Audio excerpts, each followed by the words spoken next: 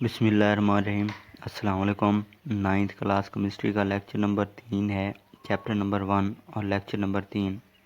आज हम देखेंगे कि एलिमेंट्स के मुतालिक जानेंगे कि एलिमेंट्स क्या होते हैं।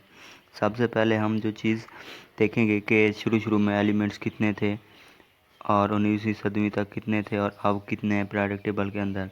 अगर बात की जाए एलिमेंट्स की, तो एलिमेंट्स ऐसी चीज़ है जो सेम टाइप्स ऑफ एटम से मिलकर बनती है।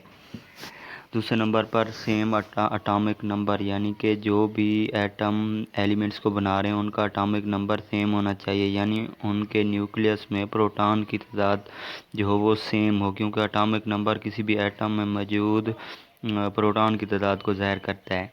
और तीसरे नंबर पर डिकम्पोज, यानी कि उसको एलिमेंट्स को सादा हालत में तहलील नहीं किया जा सकता, यानी कि उसको मज़ीद सादा हालत में तोड़ा नहीं जा सकता। अगर बात की जाए एलिमेंट्स की, तो शुरू में स्टार्स में सिर्फ 9 एलिमेंट्स जो थे वो दरियाफ्त हो चुके थे शुरू में। वो कौन से थे वो भी आपको बताते चलें कि जो एलिमेंट्स शुरू में दरियाफ्त हो चुके थे उनमें सबसे पहला जो था कार्बन था, उसके बाद Au आरम गोल्ड था, Ag मरकरी, उसके बाद Sn 10 था, Hg मरकरी था, Pb लेड था और कॉपर और फिर एक सल्फ़र। ये शुरू में 9 एलिमेंट्स दरियाफ्त हो चुके थे। 1800 से लेकर 19वीं सदी तक, मतलब 19वीं सदी के स्टार्ट तक सिर्फ और सिर्फ 63 एलिमेंट्स जो थे वो दरियाफ्त हो चुके थे। 19वीं सदी तक 63 एलिमेंट्स वजूद में आ चुके थे और मौजूदा जो आजकल जितने एलिमेंट्स हैं प्रेजेंट, मतलब मौजूदा आज पीरियोडिक टेबल में 118 एलिमेंट्स दरियाफ्त हो चुके हैं जो कि पीरियोडिक टेबल में मौजूद हैं। उन एलिमेंट्स को मुख्तलिफ फ़िज़िकल स्टेट हैं, मतलब उनकी मुख्तलिफ फ़िज़िकल तिबी हालतें हैं। 3 तिबी हालतें हैं। कुछ जो एलिमेंट्स हैं वो सॉलिड हालत में पाए जाते हैं, यानी कि ठोस हालत में मौजूद हैं। अगर उनकी मिसाल देखी जाए तो यहाँ पे मैं 1-2 की मिसाल मेंशन कर दूँगा कि जो हमारे पास सॉलिड हालत में एलिमेंट्स हैं उनमें सोडियम है, उसके बाद हमारे पास पोटाशियम है, और दूसरे नंबर पे जो एलिमेंट्स आते हैं वो हमारे पास हैं लिक्विड हालत में, यानी कि माय हालत में। अगर देखा जाए तो पीरियोडिक टेबल में सिर्फ 2 एलिमेंट्स ही ऐसे हैं जो लिक्विड माय हालत में पाए जाते हैं। एक हमारे पास है Hg मरकरी, जो कि थर्मामीटर में भरी जाती है। उसके बाद ब्रोमीन है। ब्रोमीन भी जो है वो पीरियोडिक टेबल में ऐसा एलिमेंट्स है जो लिक्विड हालत में पाया जाता है।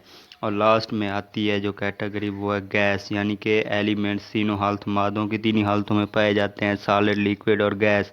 अगर गैस की बात की जाए तो हमारे पास कार्बन है, ऑक्सीजन है, हाइड्रोजन है, तो सो ऑन और भी बहुत से हैं। यहाँ पे सिर्फ मिसाल मेंशन करनी है। केमिकल प्रॉपर्टीज़ देखी जाए तो एलिमेंट्स को केमिकल प्रॉपर्टीज़ जो हैं वो 3 अक़साम में, केमिकल प्रॉपर्टीज़ की बुनियाद पर 3 अक़साम में तकसीम किया गया है। नंबर 1 पे जो आता है मेटल, जो पीरियोडिक टेबल के अंदर है मेटल। अगर इसकी मिसाल देखी जाए तो यहाँ भी मैं एक आध मिसाल मेंशन कर दूंगा। हमारे पास है फिर एक जो लोहा होता है वो हमारे पास मेटल है, और पीरियोडिक टेबल में 80% जितने भी एलिमेंट्स हैं वो मेटल्स हैं।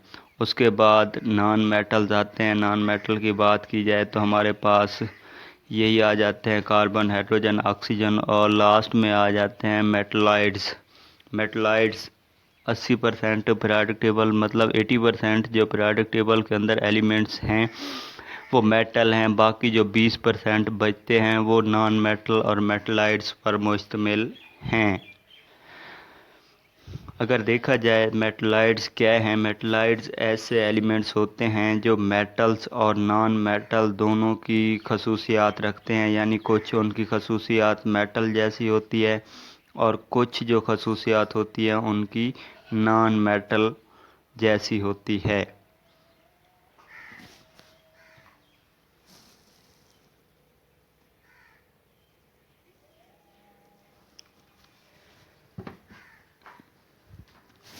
एलिमेंट्स के अंदर जो दूसरी डेफिनेशन आती है वो सिंबल यानी कि अलामात एलिमेंट्स को लिखा किस तरह जाता है। अगर बेसिक देखा जाए तो abbreviation of an elements abbreviation का मतलब होता है कि किसी चीज़ को मुख्तसर करके लिख देना या मुख्तसर करना। अब साइंस जो है ना वो हमेशा आसानी चाहती है, मतलब कि कुछ एलिमेंट्स ऐसे हैं जिनके नाम बड़े हैं, कहते हैं कि पूरा नाम ना लिखो, सिर्फ सिंबल लिख दो। मिसाल के तौर पर हमारे पास ऑक्सीजन है, अब इसको पूरा लफ्ज़ लिखने की बजाय हम ओ लिख दें तो ये अंडरस्टूड होगा केमिस्ट्री के अंदर या किसी भी साइंस के अंदर कि ये ऑक्सीजन है। इसी तरह अगर हाइड्रोजन देखा जाए, इसको पूरा लिखने के बाद की बजाय हम लोग जो है एच बड़ा लिख दें तो ये भी अंडरस्टूड होगा कि ये हाइड्रोजन है। इसके अलावा कार्बन है, कार्बन का सिर्फ सी लिख दिया जाए तो ये भी समझा जाएगा कि ये कार्बन है। ये तो था ऐसे एलिमेंट्स जो एक सैंपल पर मुश्तमिल होते हैं। अगर ऐसे एलिमेंट्स भी आ जाते हैं जो दो अल्फ़ाबेट पर मुश्तमिल होते हैं तो उनको कैसे लिखा जाता है। अगर देखा जाए कि जो कोई एलिमेंट्स है जो दो सैंपल पर मुश्तमिल है तो हम उसमें जो पहला हर्फ होता है यानी कि एलिमेंट्स में आने वाला पहला जो अल्फ़ाबेट होता है उसको कैपिटल वर्ड में लिखा जाता है और जो जो दूसरा वर्ड होता है उसको स्मॉल लेटर में लिखा जाता है। मिसाल के तौर पर यहाँ पे मैंने क्लोरीन को मेंशन किया है। क्लोरीन की पॉसिबिलिटी 3 है, मतलब पहली जो सी एल यानी कि सी बड़ा एल छोटा, दूसरी जो है सी बड़ा एल बड़ा, जो तीसरी है सी छोटा एल छोटा अगर एल बड़ा। अगर इनमें देखा जाए तो जो पहले वाला है वो करेक्ट है, जिसके ऊपर स्टार बना दिया है मैंने।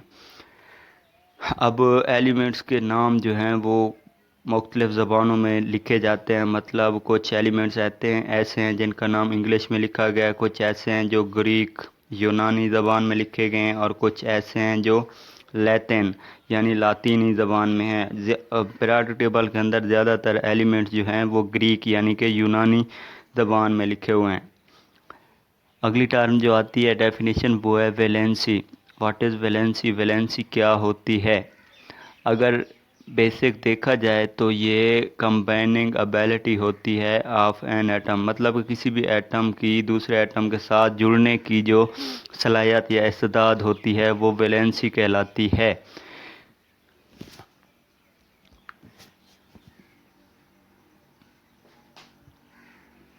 वैलेंसी को दो तरीके से डिस्कस किया जाता है, क्योंकि हमने पढ़े हैं जो कंपाउंड हैं वो हम यहाँ पे दो टाइप के होते हैं जो हम पढ़ रहे हैं। वैसे तो 3-4 अक़साम होती हैं। अगर वैलेंसी को आयोनिक कंपाउंड में देखा जाए तो ये जो आयोनिक कंपाउंड होते हैं ये कम्प्लीटली ट्रांसफर ऑफ एलिमेंट्स यानी कि ट्रांसफ़र ऑफ इलेक्ट्रॉन यानी कि इलेक्ट्रॉन की मुकम्मल मुंतकली के नतीजे में बनते हैं। The number of electron donated bye an atom, electron की ऐसी तादाद जो किसी भी एटम से डोनेट यानी कि फ़राहम की गई हो वो उसकी वैलेंसी कहलाती है। मिसाल के तौर पर हमारे पास सोडियम है, सोडियम एटम एक इलेक्ट्रॉन डोनेट करता है जो कि क्लोरीन को देता है, तो यहाँ पे सोडियम की जो वैलेंसी है वो +1 है, क्योंकि सोडियम जो है ये डोनेट कर रहा है और जो देने वाला होता है हमेशा वो पॉजिटिव होता है। दूसरी टर्म में देखते हैं वैलेंसी इन कोवलेंट बॉन्ड, मतलब कि कोवलेंट बॉन्ड में वैलेंसी को किस तरह डिस्कस किया जा सकता है। कोवलेंट कंपाउंड के अंदर वैलेंसी की जो बुनियाद होती है, मतलब वैलेंसी जो काउंट की जाती है वो किसी भी एटम की बॉन्ड बनाने की सलाहियत पर होती है, कि मतलब जो एलिमेंट जितने बॉन्ड बनाता है वो उसकी वैलेंसी होती है। मिसाल के तौर पर देखा जाए तो हमारे पास मैथीन का एक कंपाउंड है CH4 जिसका फार्मूला होता है, और मैथीन जो हमारे घरों में नेचुरल गैस आती है उसमें 80% हिस्सा मैथीन का ही होता है। यहाँ पे देखें कार्बन एटम जो है वो 4 हाइड्रोजन एटम के साथ बॉन्ड बना रहा है, मतलब कार्बन एटम के साथ 4 हाइड्रोजन जो हैं वो अलग अलग से बॉन्ड बनाया हुआ है उन्होंने। अगर काउंट किया जाए तो 1 2 3 4, यानी कि यहाँ पे कार्बन एटम ने 4 बॉन्ड बनाए हुए हैं तो यहाँ पे कार्बन की जो वैलेंसी होगी वो 4 होगी, यानी कि 4 है, क्योंकि कार्बन एटम ने 4 बॉन्ड बनाए हुए हैं किस चीज़ के साथ, हाइड्रोजन के साथ। अगर हाइड्रोजन की देखा जाए तो हर हाइड्रोजन ने 1 बॉन्ड बनाया हुआ है तो इसकी वैलेंसी 1 होगी।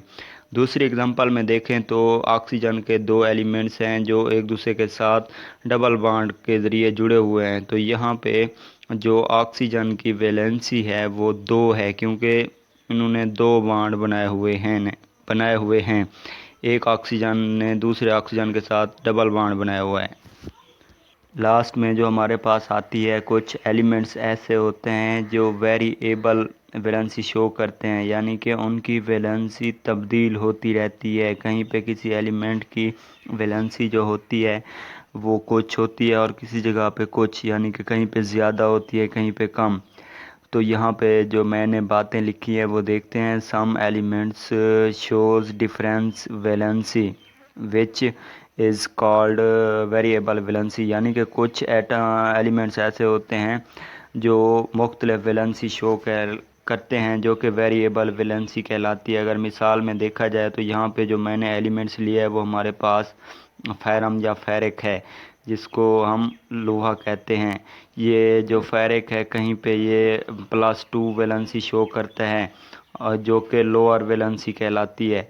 दूसरे नंबर पर जो हमारे पास फेरिक है ये कहीं पे वैलेंसी +3 शो करता है। हम किसी भी एलिमेंट्स की वैलेंसी को कम कर सकते हैं। वो तरीका ये है कि हम उस एलिमेंट्स के नाम के आखिर में OUS लगा देंगे तो वो उसकी लोअर वैलेंसी बन जाएगी।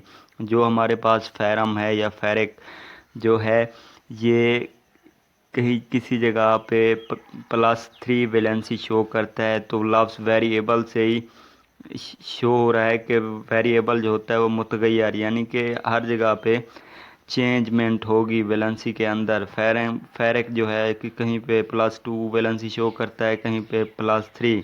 हम किसी भी एलिमेंट्स की वैलेंसी हायर बना सकते हैं, हायर कर सकते हैं उस लफ्ज़ के उसके नाम के आखिर में IC लगाकर।